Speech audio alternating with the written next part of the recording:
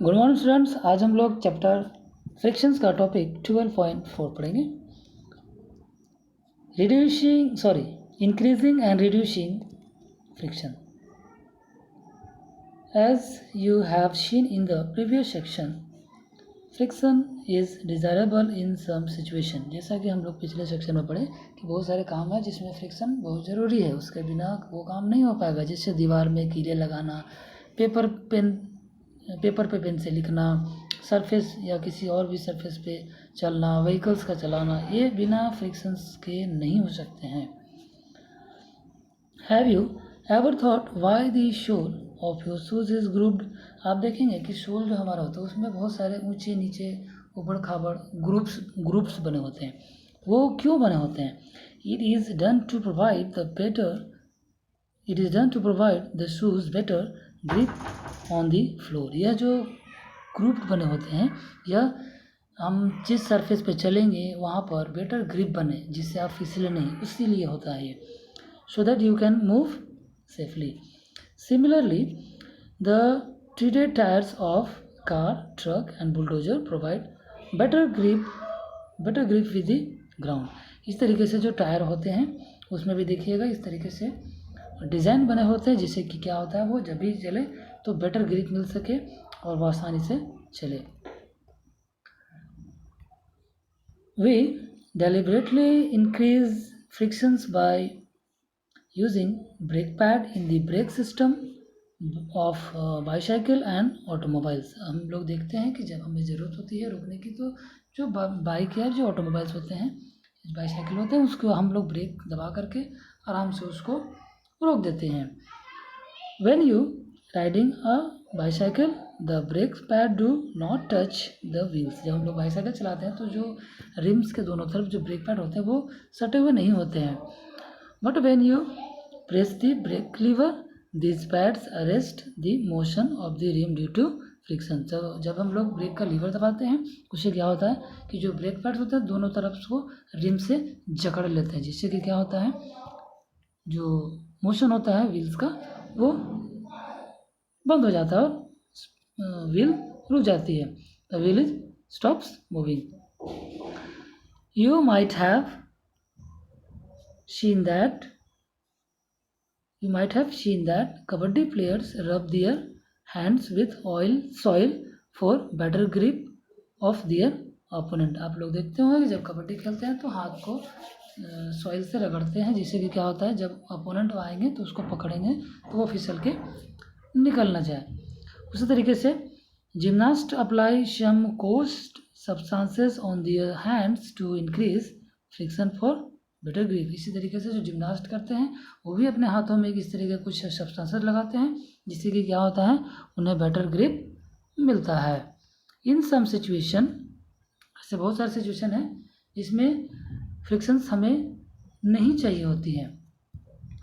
Friction is undesirable and we would want to minimise it. और जिसको क्या करते हैं हम लोग फ्रिक्शन को कम से कम करते हैं।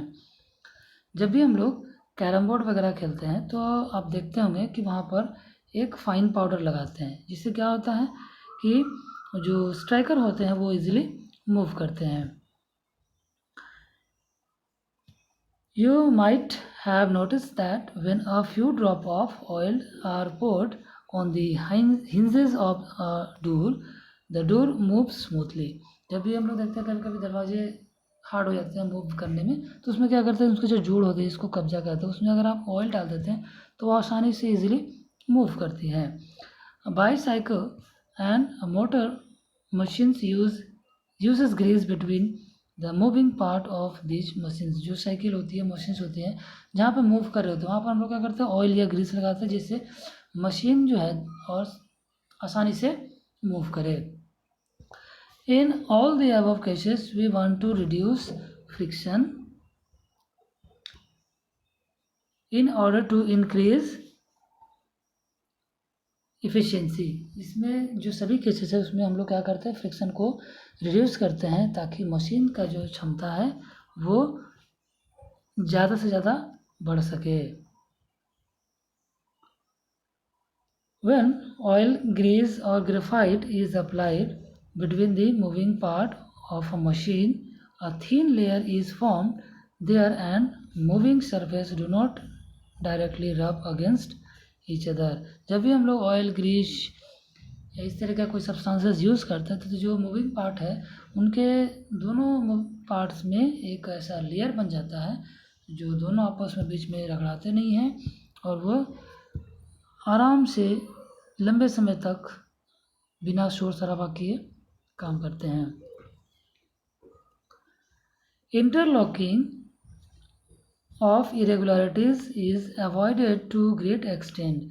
जो इंटरलॉकिंग है उसको अवॉइड अगर करते हैं तो वो अच्छा होगा और फ्रिक्शंस कम से कम होगा. मूवमेंट्स बिकम स्मूथ, जिससे क्या होगा, मूवमेंट स्मूथ हो जाएगा. The substances which reduce frictions are called lubricant. वैसे सब्सटेंसेस जो फ्रिक्शंस को कम करते हैं वो सब्सटेंस कहलाते हैं लुब्रिकेंट.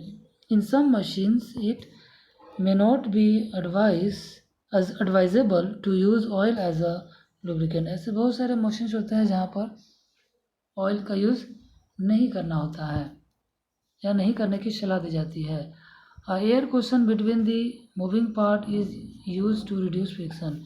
तो ऐसे जगहों में जो एयर है उसको यूज़ किया जाता है ताकि फ्रिक्शन कम से कम कर सके. यहाँ पर है, can we reduce friction to zero by polishing surface और using large amount of lubricant. क्या हम लोग फ्रिक्शंस को ज़ीरो कर सकते हैं ये जो पॉलिश सरफेस को पॉलिश करके या फिर लुब्रिकेंट को यूज़ करके? तो ज़ीरो तो नहीं कर सकते. Frictions can never be entirely eliminated. No surface is perfectly smooth. Some irregularity are always there. जो फ्रिक्शंस है वो हमेशा के लिए उसको नहीं कम हटा सकते हैं. जो फ्रिक्शंस है वो रहेगा ही. हाँ, ये भी सही है कि जो सरफेस है वो पूरा स्मूथ नहीं हो सकता, कुछ इरेगुलरिटीज़ रहते ही हैं. ठीक है, तो नेक्स्ट क्लास में हम लोग पढ़ेंगे व्हील्स रिड्यूस फ्रिक्शंस. आज के लिए इतना ही. धन्यवाद.